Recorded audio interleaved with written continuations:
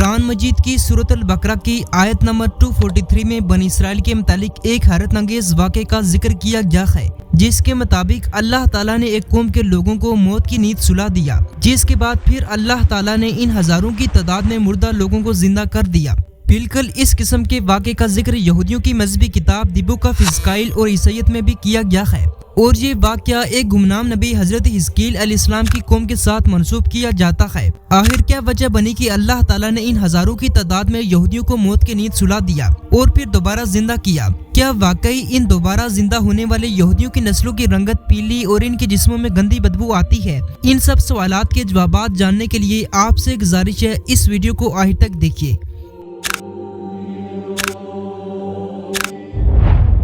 ناظرین، تاریخ اس بات کی گواہ ہے کہ جب یہودی قوم حضرت موسیٰ علیہ السلام کے بعد اللہ تعالیٰ کی نافرمانیوں اور سرکشیوں میں اتر گئی تو اللہ تعالیٰ نے ان لوگوں کو دوبارہ پٹری پر لانے کے لیے مختلف دور میں مختلف انبیاء کرام کو بھیجا۔ ان میں سے ایک حضرت حزقیل علیہ السلام تھے، جن کا ذکر نہ ہی قرآن مجید میں کہیں موجود ہے اور نہ ہی کسی اتھینٹک حدیث میں ملتا ہے، لیکن آپ کے نام سے ملتا جلتا نام ذوالکفل موجود ہے۔ لیکن ان سب کے باوجود بہت سارے قدیم اور نئے مفسرین کا ماننا ہے کہ یہ حضرت موسیٰ علیہ السلام کے تیسرے خلیفہ تھے، جو حضرت موسیٰ علیہ السلام کے بعد منصب نبوت پر فائز کیے گئے تھے۔ عربی زبان میں حزقیل کے معنی اللہ کی قدرت کے ہیں۔ مفسرین کے مطابق جب حضرت موسیٰ علیہ السلام کے بعد جب آپ خلیفہ بنے تو آپ نے اللہ تعالیٰ کے حکم سے ان یہودیوں کی ہدایت کے لیے نکل پڑے، جو اللہ تعالیٰ اور سابقہ انبیاء کرام کی تعلیمات کو بھول بیٹھے تھے۔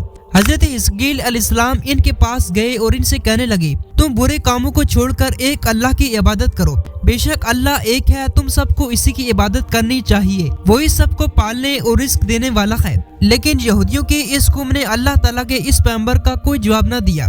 حضرت حزقیل علیہ السلام اس قوم کو اللہ تعالیٰ کا حکم مسلسل کئی مدت تک دیتے رہے، لیکن انہوں نے ہمیشہ ہی سے ٹال مٹول سے کام لیا، یہاں تک کہ انہوں نے حضرت حزقیل علیہ السلام کو برا بھلا کہنے کے ساتھ ساتھ اللہ تعالیٰ کی نافرمانی میں تمام حدیں پار کر دی، جس کا نتیجہ یہ ہوا کہ اللہ تعالیٰ نے ان یہودیوں کی نافرمانیوں کی وجہ سے ان پر طاعون کی بیماری کا عذاب نازل کر دیا۔ ناظرین، اس طاعون کی بیماری نے ہر طرف تباہی مچا کر رکھ دی، گویا اس بیماری کے ڈر کی وجہ سے وہاں کے 70,000 لوگوں نے وہاں سے دوسرے شہر میں ہجرت کی۔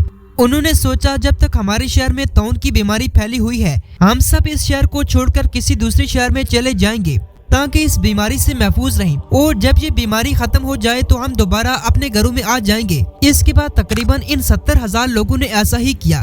جب وہ لوگ دوسرے شہر میں جا کر رہنے لگے تو اللہ تعالیٰ کے حکم سے ایک فرشتہ ان لوگوں کی طرف نازل ہوا۔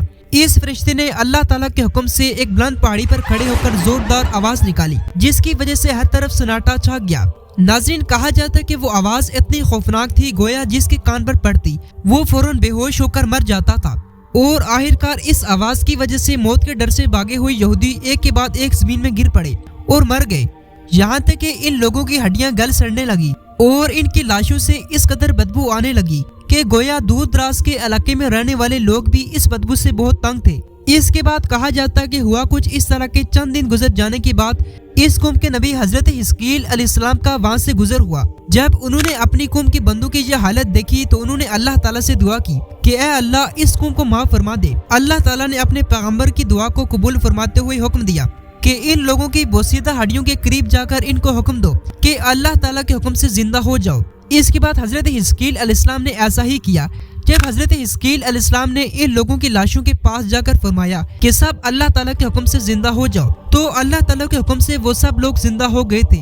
ناظرین، یہ تاریخ کا انوکھا واقعہ تھا کہ اللہ تعالیٰ کے حکم سے تقریباً 70,000 مردہ لاشیں ایک ہی وقت میں زندہ ہو گئی۔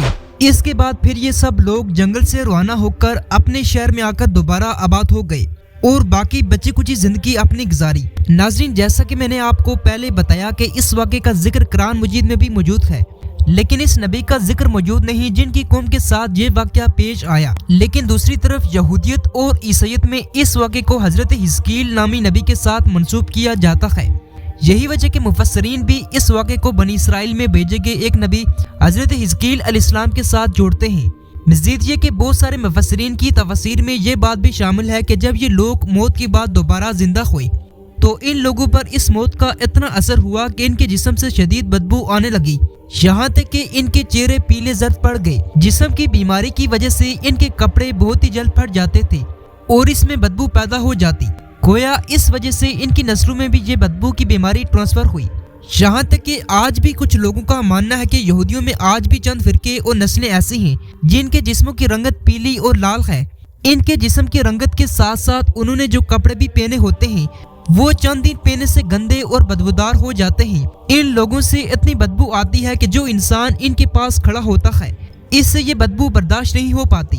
یہودیوں کی اس نسل سے تعلق رکھنے والے لوگوں کے بارے میں مزید یہ کہا جاتا ہے کہ ان کے جسموں کی بدبو اتنی تیز اور بری ہوتی ہے جیسا کہ ایک مرے ہوئے انسان کو کافی دن تک رکھا جائے تو اس کی لاش سے آتی ہے۔ یہودی فرقے اور نسلوں کے لوگ اپنے آپ کو بہتر ظاہر کرنے کے لیے اچھی خوشبو کا استعمال بھی کرتے ہیں، لیکن پھر بھی ان کے جسموں سے یہ بدبو نہیں جاتی۔ ناظرین اکرامی، یہ ساری باتیں میں خود سے نہیں کہہ رہا بلکہ پورے یوٹیوب پر آپ کو اس قسم کی باتیں دیکھنے کو ملیں گی۔ سب سے پہلے تو ان یوٹیوبرز کی عقل کو سلام جو ریفرنس کے بغیر کچھ بھی بول دیتے ہیں۔ قرآن مجید اور حدیث میں صرف اتنا ہی ذکر کیا گیا ہے کہ اللہ تعالیٰ نے اس قوم کے لوگوں کو مار کر دوبارہ زندہ کر دیا تھا تاکہ لوگ یہ جان سکیں کہ جو ذات موت دے سکتی ہے وہ دوبارہ زندگی دینے پر بھی قادر ہے۔ میری انٹرنیٹ ریسرچ کے مطابق مجھے کوئی ایسا اتھینٹک آرٹیکل یا حدیث نہیں ملی جس سے یہ ثابت ہو کہ یہودیوں کے جسموں سے بدبو آتی ہے۔ اگر کہ واقعی ایسا ہے تو کیا ہزاروں سال گزر جانے کے باوجود بھی ان کے ڈی این اے میں کوئی ذرا سی بھی تبدیلی نہیں آئی؟ اصل میں حقیقت یہ ہے کہ اس وقت دنیا میں تقریباً ہر مذہب اور فرقے کے لوگ دوسروں سے خود کو اعلیٰ مانتے ہیں، اس میں پھر چاہے یہودی ہو یا مسلمان، لیکن بغیر حوالہ جات کے، بغیر پروف کے، بغیر سائنسی تحقیق کے کسی غیر مسلم کو بھی حقیر سمجھنا ایک درست بات نہیں ہے۔ اور خاص کر کے اگر دیکھا جائے تو ہر انسان اپنے اعمال کا خود ذمہ دار ہے، نہ کہ اپنے باپ دادا کے اعمالوں کا۔ بہرحال اس میں کوئی شک نہیں کہ یہودی یا بنی اسرائیلی کئی عرصے تک اللہ تعالیٰ کی لاڈلی قوم رہی ہے۔ ان پر اللہ تعالیٰ نے بے شمار احسانات کیے جن کا ذکر اللہ تعالیٰ بار بار قرآن مجید میں بھی کرتا ہے، لیکن پھر جب سے یہ قوم اپنی بدبختیوں اور اللہ کی نافرمانیوں پر اتر آئی تب سے لے کر آج تک یہ قوم ذلالت کا شکار ہے۔ بہرحال اس بارے میں بھی آپ لوگ اپنی رائے دے سکتے ہیں۔ امید کرتا ہوں آپ کو اس ویڈیو میں بہت ساری چیزیں جاننے کو ملی ہوں گی۔ اگر آپ ہمارے چینل پر ہیں تو ہمارے چینل کو بھی سبسکرائب کر سکتے ہیں۔ تب تک کے لیے اجازت دیجیے، اللہ حافظ۔